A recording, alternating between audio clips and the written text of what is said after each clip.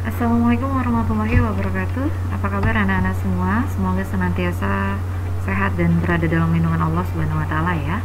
Kembali berjumpa bersama Ibu Anggi pada kali ini di kelas 4 materi bahasa Indonesia dalam pembelajaran mencari informasi penting pada teks.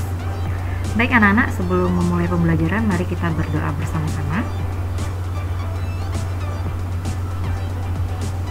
Sudah siap untuk belajar hari ini? Mari kita mulai pembelajarannya. Siapa yang tahu cara mencari informasi penting pada sebuah teks?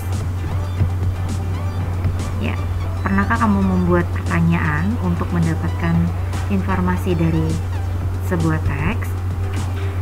Informasi penting dari teks dapat diperoleh dari jawaban dari pertanyaan-pertanyaan yang menggunakan kata tanya apa, di mana, kapan, siapa, mengapa, dan bagaimana.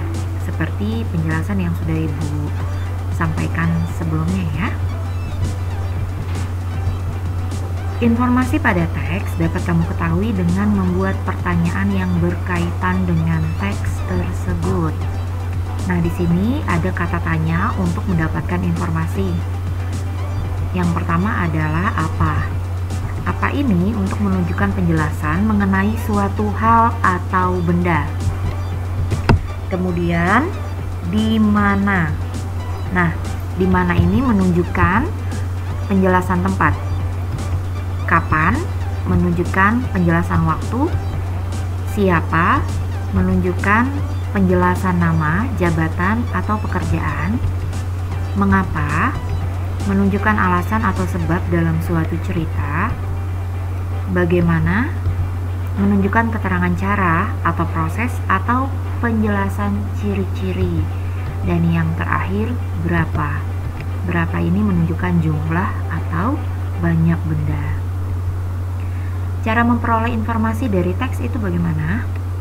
Yang pertama, membaca judul teks. Yang kedua, membaca isi teks dengan cermat. Yang ketiga, mengajukan pertanyaan untuk menggali isi teks dalam sebuah bacaan. Untuk mendapatkan informasi penting, kita juga dapat membuat pengelompokan untuk setiap pertanyaan dengan cara membuat peta pikiran atau mind map. Sudah pernah Ibu jelaskan caranya ya. Nah, kali ini anak-anak bisa membaca teks berikut mengenai energi alternatif. Lalu bagaimana mencari informasi penting? Bisa kita buat mind map seperti ini. Nah, dari teks bacaan yang berkaitan, di sini ada informasi pentingnya. Kita bisa membuat peta pikirannya seperti ini tentang energi alternatif. Kemudian apa saja hal-hal penting. Energi alternatif itu ada matahari, angin, air, energi panas bumi, gelombang air laut, bahan bakar bio. Bisa saja kita menyebutkan hanya sumber energinya saja, dan bisa juga seperti yang ada di layar anak-anak, bisa kita jelaskan. Angin itu dimanfaatkan sebagai energi yang menggerakkan perahu layar dan kincir angin tradisional. Air itu air yang deras merupakan sumber energi gerak yang dimanfaatkan sebagai pembangkit tenaga listrik. Jadi bisa ya anak-anak ya, tergantung bagaimana cara anak-anak membuat peta pikiran untuk mendapatkan informasi di dalamnya. Nah, sebuah teks itu mengandung informasi yang beragam ya. Untuk mendapatkan informasinya, kita juga bisa membuat pengelompokan untuk setiap pertanyaan. Nah, anak-anak bisa membaca teks berikut tentang sumber energi dan cara penghematan energi dalam kehidupan sehari-hari. Di sini dalam teks ini sudah ada tujuannya, bagaimana cara menghematnya. Nah, lalu bagaimana mencari informasi penting? Bisa membuat pertanyaan seperti ini. Apa saja sumber energi yang dimanfaatkan manusia? Nah, dalam teks ini sumber energi yang dimanfaatkan manusia itu ada matahari, angin, air, dan listrik. Jadi bagaimana cara menjawabnya? Sumber energi yang dimanfaatkan manusia adalah antara lain atau sebagai berikut: matahari, angin, air, dan listrik. Jadi cara menjawabnya seperti itu ya anak-anak ya, mengambil sedikit kalimat dari pertanyaan yang dibuat. Selanjutnya, mengapa kita harus menghemat energi?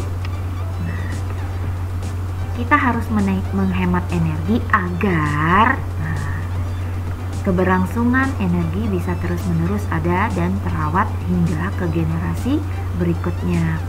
Jadi kita ambil lagi dari teks bacaan ya. Nah, ini sesuai dengan paragrafnya. Yang pertama itu apa saja sumber energi. Lalu yang kedua sesuai dengan paragrafnya. Mengapa kita harus menghemat energi ada di paragraf kedua.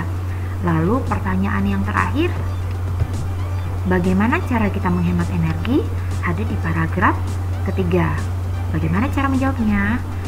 Cara kita menghemat energi seperti itu ya cara menjawabnya anak-anak. Menggunakan air secukupnya, mematikan peralatan listrik bila tidak digunakan, menggunakan peralatan rumah tangga yang hemat energi, menggunakan kendaraan secara bersama-sama, mengurangi penggunaan kendaraan jika berpergian dalam jarak dekat. Semoga bisa dipahami ya anak-anak ya penjelasan ibu pada kesempatan hari ini. Tetap semangat belajar, tetap istiqomah dalam beribadah, patuhi protokol kesehatan. Semoga bermanfaat. Terima kasih. Akhir kata, wallahu muwaffiq ila aqwamit thoriq. Assalamualaikum warahmatullahi wabarakatuh.